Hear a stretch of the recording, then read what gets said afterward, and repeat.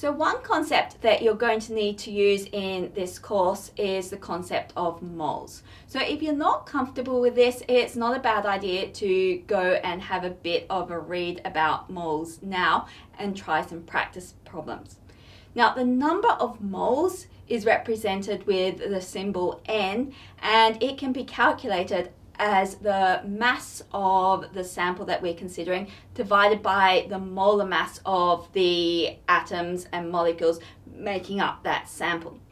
So we can calculate the molar mass from the atomic masses which we find on the periodic table.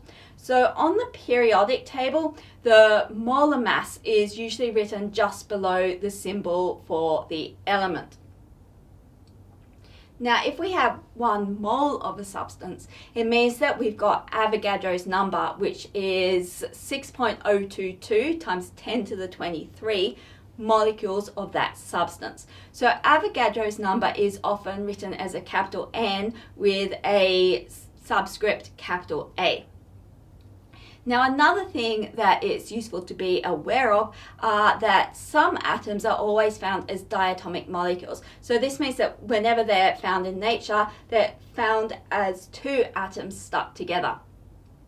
So there's 7 of these, and they almost form a 7 on the periodic table. Hydrogen spoils it a little bit. So the 7 molecules which are found in the diatomic form in nature are hydrogen, nitrogen, oxygen, fluorine, chlorine, bromine, and iodine. If we need to calculate the molecular mass for these molecules, then we look up the atomic mass on the periodic table and we double it.